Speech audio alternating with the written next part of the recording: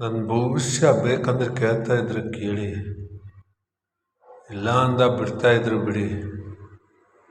ಕರ್ನಾಟಕ ಜನತೆಗಳೇ, ನಾನು ಹೇಳ್ತಾ ಇರುವ ಭವಿಷ್ಯ 3ರಿಂದ 4 ದಿನದಲ್ಲಿ ಕರ್ನಾಟಕ CM ಚೇಂಜ್ ಆಗ್ತಾರೆ.